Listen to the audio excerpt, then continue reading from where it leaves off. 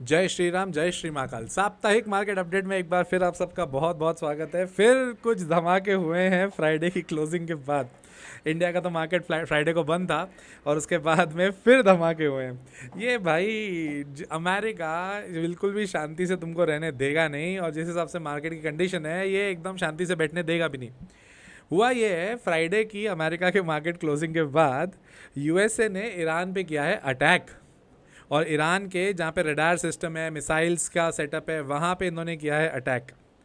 ठीक है ना। अब ये अटैक मैं इतना मुस्कुरा के क्यों कह रहा हूँ, मैं ऐसे इसका बिल्कुल भी मज़ा नहीं है कि मेरे को बहुत मज़ा आ रहा है कि यार चलो इन्होंने बहुत अटैक अटैक कर दिया। फ्राइडे की बात कर रहे हैं हम। फ्राइडे ख़त्म हुआ, अमेरिकन मार्केट क्लोज हुआ और उसके बाद में चालू कर दिया अटैक। ऐसा कैसे और ऐसा क्यों, और वाई फ्राइडे इवनिंग? मंडे को क्या गैप डाउन खुलेगा मार्केट? यार जिस हिसाब से अभी की कंडीशन है उस हिसाब से तो हाँ खुलेगा। कितना परसेंट खुलेगा? हो सकता है 1-1.5%। कोरिया को तो काफ़ी गिरा है यार, कोरिया काफ़ी गिरा है। अब इंडियन मार्केट को अगर आप देखोगे तो ये भी गिरेगा तो सही, थोड़ा बहुत क्रैश जैसी सिचुएशन नहीं, बट करेक्शन तो आएगा। अब आपको समझ में आ रहा होगा कि मेरे मुस्कुराहट का क्या कारण है। क्योंकि अभी के टाइम पर इन्होंने साइन कर रखा था एमओयू, मेमोरेंडम ऑफ अंडरस्टैंडिंग, कि हम तुम पे अटैक नहीं करेंगे, तुम स्ट्रेट ऑफ हॉर्मुज बंद मत करना। यही बात हुई ना। अब इन्होंने कर दिया अटैक। किसने? इस यूएस ने ईरान पे कर दिया। ईरान पे ये बोल के किया है कि इन्होंने हमारे ये क्या बोलते, सिंगापुर का एक कार्गो शिप पे अटैक किया था, और सिंगापुर हमारा दोस्त है। कौन? अमेरिका का। और ईरान ने कहा है कि ये जो शिप जा रहा था ना, इसको हमने बोला था एक बराबर रूट पे जाने को, ये रूट चेंज करा था। और रूट चेंज करने पे तुम हमारे आजू बाजू से निकल जाओगे, ऐसा कुछ चलेगा क्या? नहीं नहीं नहीं नहीं भाई, हम तो अटैक करेंगे। तो उन्होंने अटैक कर दिया। यूएसए बोलता है कि तुमने क्योंकि सिंगापुर पे कार्गो शिप पर अटैक किया तो तुमने वायलेशन किया है एमओयू का। ठीक है, क्योंकि रूट का इशू था। उस चक्कर में उस चक्कर में हुआ ये कि एक और बार बहरीन पे अटैक हो गया। अब ये ईरान ने कर दिया बहरीन पे अटैक। अब वापस थोड़ी बहुत देखा जाए तो मामला थोड़ा सा गड़बड़ होते हुए फिर दिख रहा है। क्या इसका इम्पैक्ट मार्केट पे बहुत ज़्यादा पड़ेगा? क्या बताऊंगा, आगे बताऊंगा। सैटरडे संडे की ही बात है ना। अब इसके अलावा जो ये मेमोरेंडम ऑफ अंडरस्टैंडिंग हुआ था, ये फाइनल डील नहीं हुई थी। इसमें यूएसए को कुछ अमाउंट इनको देना भी था। किसको? ईरान को। अब वो अमाउंट मतलब पैसे देने थे। अब वो पैसे तो दिए नहीं होंगे, अभी इन्होंने अभी तक दिए हैं नहीं, तो उसके चक्कर में है। पंगा सिर्फ वहाँ पे आ जाएगा जहाँ पर ईरान बोल देता है कि मैं वापस स्ट्रेट ऑफ हॉर्मुज बंद कर रहा हूँ। $110 क्रूड से $70 पे आया है क्रूड, और वहाँ पे जाके फिर वापस ये मगजमारी चल रही है कि हो सकता है वापस स्ट्रेट ऑफ हॉर्मुज बंद कर दे। तो क्या क्रूड खरीदने का सही भाव, सही टाइम है माहौल के हिसाब से? हाँ, पर जो वर्ल्ड की सुपर मतलब जो मार्केट की कंडीशन है उस हिसाब से दूर रहो तो ज़्यादा बेहतर। क्यों? कल जाके ये बोल देंगे कि हाँ हमारी बातचीत वापस ईरान से हो गई है, और हम लोग अब वापस स्टेट ऑफ हॉर्मुज के ऊपर कोई बातचीत नहीं है, सब शांति से चलेगा, और हमने जो अटैक किया था उसका हम मान रहे हैं कि ठीक है अब नहीं करेंगे, और उसके अलावा जो पैसे ये मांग रहा है ईरान हम दे देते हैं। ये हो गया, फिर गिरेगा। तो effectively crude is gonna be one of the most volatile thing अभी इस हफ्ते, क्योंकि ये वापस मगजमारी चालू हो गई।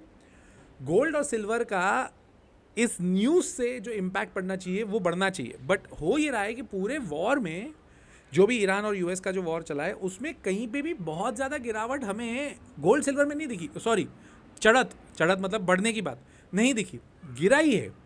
और अभी अमेरिका में जिस हिसाब से माहौल है, रेट कट अगर नहीं होता है तो गोल्ड और सिल्वर वैसे भी गिर रहे हैं। इनफैक्ट क्योंकि सिल्वर एक इंडस्ट्रियल आपकी यूज़ के लिए ज़्यादा काम आ रही है, तो एज एन इंडस्ट्रियलिस्ट तुम 2 मिनट खुद सोचो कि मैं कैसी कमोडिटी यूज़ कर रहा हूँ जिसका भाव एक ज़माने पे 60-70 हज़ार रुपये था, वो 4,20,000 होके आया, और अभी 2 लाख, सवा लाख, 2-2.25 लाख के करीब करीब है। तो मैं तो ये चाहूँगा ना एज एन इंडस्ट्रियलिस्ट कि मैं ऐसी कमोडिटी का एक रिप्लेसमेंट ढूंढ लूँ कुछ, या तो फिर अभी उस चीज़ के ऊपर ज़्यादा बिजनेस नहीं करूँ, और अगर करना ही है तो उसका रिप्लेसमेंट ढूंढ लूँ। तो क्या silver as an industrial product क्या वापस बहुत ज़्यादा चढ़त पे जाएगी क्या? चढ़त मतलब बढ़ेगी क्या? तो वो एक क्वेश्चन मार्क है। बट गोल्ड की अगर मैं बात करूँ, गोल्ड अगर बहुत ज़्यादा गिर भी जाता है तो लोग ज्वेलरी तो अभी भी गोल्ड की पहनेंगे ना। डायमंड सदा के लिए है, हीरा सदा के लिए है। वो टाटा की वो बढ़िया न्यूज़ है, बट मतलब वो एडवर्टीजमेंट है, but at the end diamonds का जिस हिसाब से चलन है मार्केट में वो कम है। I am talking for the luxury ware, है ना। गोल्ड अभी भी वहाँ पे प्रीमियम चलता है। साउथ की बात करें, साउथ इंडिया की बात, तो भाई वहाँ पे तो गोल्ड और नेक्स्ट लेवल है। इसके अलावा स्ट्रेट ऑफ हॉर्मोज अभी तो खुला हुआ है, कभी भी न्यूज़ आएगी स्ट्रेट ऑफ हॉर्मोज बंद हो जाएगा, तो वो एक प्रॉब्लमेटिक सिचुएशन है। मतलब इस हफ्ते क्या हम वोलेटिलिटी एक्सपेक्ट कर सकते हैं? Yes, but please make sure कि इस वोलेटिलिटी में आप भरपूर भरपूर अपना गणित बनाएं, क्योंकि डिप आएगा तो आपको क्या करना है आप जानते हैं, है ना। इजराइल बार बार लगातार लेबनान पे अटैक कर रहा है और चाह रहा है कि जो इनकी पीस टॉक हुई है वो ख़त्म हो जाए। दिख रहा है एकदम, इससे ज़्यादा क्लियर विजन नहीं हो सकता उस चीज़ के ऊपर। ठीक, अब आ जाते हैं हम लोग अपने साप्ताहिक मार्केट अपडेट के मेन पार्ट पे, दैट इज स्टॉप लॉसेस क्या हैं और इस हफ्ते क्या होगा। देखो, डिप तो मिलना है, डिप तो मिलना ही है, ठीक है। अगर Nifty if it goes below 23,800 तो एक गैप है 23,600 से 26,800, मतलब 26,800 को क्रॉस किया तो 26,600 एक फाइनल सपोर्ट बनेगा। अगर वो भी टूटता है तो फिर वो वापस 23,100 23,200 तक जाएगा। और अगर इसके विपरीत अगर हो तो 24,250 को जैसे ही क्रॉस किया तो we have next level of 23,600। Volatility रहेगी, तुम सोचो कि वोलेटिलिटी नहीं होगी, ऐसा कुछ नहीं हो रहा है, वोलेटिलिटी रहेगी। और निफ्टी ने डोजी भी बना दी इस हफ्ते, तो इस हफ्ते अगर डोजी बनी है तो थोड़ी दिक्कत है। Bank Nifty, I am very positive on bank Nifty. If it doesn't crosses 56,900, नीचे नहीं जाता उसके, तो it can be a very good thing to go for bank Nifty. अच्छा चार्ट सेटअप बढ़िया लग रहा है। रिलायंस की बात करें, डोजी बनाइए, डोजी बना दिया रिलायंस ने। तो रिलायंस की डोजी के हिसाब से अगर मैं देख रहा हूँ तो जब तक 1340 के ऊपर, 1345, 1345 के ऊपर नहीं जाता तब तक दिक्कत है। SBI ने सेम बैंक निफ्टी सा बनाया है, पहले डोजी थी और डोजी के बाद ऊपर का कंटिन्यूशन दिया है, तो SBI is quite positive as of now, ठीक है।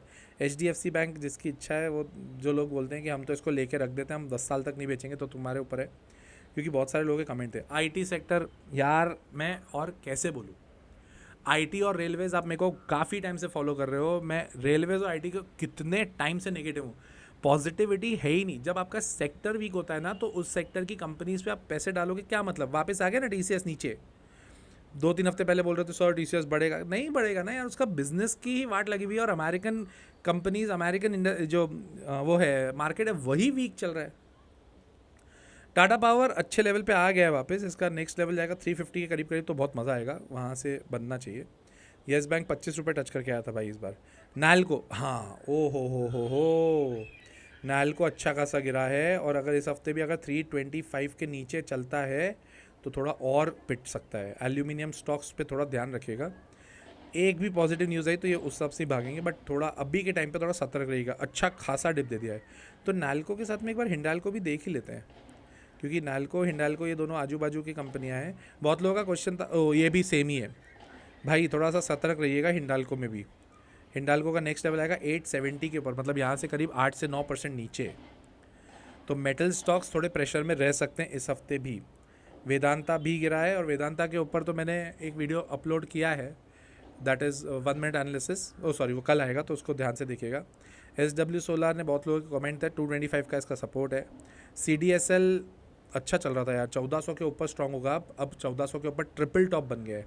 ट्रिपल टॉप एक पैटर्न होता है, ठीक है ना। मजगांव डॉक चलने दो, कोई दिक्कत की बात नहीं है। हिंदुस्तान एरोनॉटिक्स कोई दिक्कत नहीं है, इसका 4200 का सपोर्ट है, 4200 को नीचे जाता है तो दिक्कत है, अदरवाइज़ कोई प्रॉब्लम नहीं है। हिंद कॉपर 500 के नीचे आया है, थोड़ा सतर्क रहिएगा। इसका अगला सपोर्ट बनेगा 445 के करीब, 445 450 के करीब, वहाँ पे ऐड किया जा सकता है, देख लेना अपने हिसाब से। NMDC भी गिरा है, ठीक है भाई, मतलब ऑल इन ऑल मिनरल्स और मेटल्स काफ़ी गिरे हैं इस हफ्ते। एकदम से आंख बंद करके मत लेना, थोड़ा रुक सकते हो आप, ठीक है। रेलवेज वैसे भी अवॉइड। उसके अलावा अपना Amar Akbar Anthony, REC IREDA और PFC एकमात्र चीज़ है जो थोड़ी ठीक लग रही है, बाकी सब तो ओके है, मतलब मज़ेदार नहीं है। अमर अकबर एंथनी के ऊपर हमने पहले बहुत सारे लोगों से बात करी थी, बट नहीं है तो मज़ा नहीं है तो नहीं है भाई। हाँ, वारी एनर्जीज़ एक बार, अब वारी एनर्जीज़ को थोड़ा अब चलना पड़ेगा भाई, अगर ये 3150 के ऊपर नहीं जाता है तो दिक्कत देगा। रही बात BSC की, बात कर लेते हैं। BSC चलने दो, कुछ दिमाग लगाने की ज़रूरत नहीं है, कोई दिक्कत नहीं। रही बात मार्केट की, डिप मिले तो अपने इच्छा अनुसार अपने डिसीजन लीजिएगा, और इसको प्लीज़ बाइंग सेलिंग रिकमेंडेशन के हिसाब से मत लीजिएगा, इसको समझिएगा कि किस तरह से हम लोग काम करते हैं। और अगर आप कोर्स करना चाहते हैं, आप सबको पता है द लॉजिकल इन्वेस्टर की नई बैच चालू हो रही है 15 जुलाई से, तो आप कमेंट कर दीजिएगा या फिर आप नंबर लिख लीजिए 9589233736। मैं मिलता हूँ अगले साप्ताहिक मार्केट अपडेट में। टिल देन जय श्री राम, जय श्री महाकाल।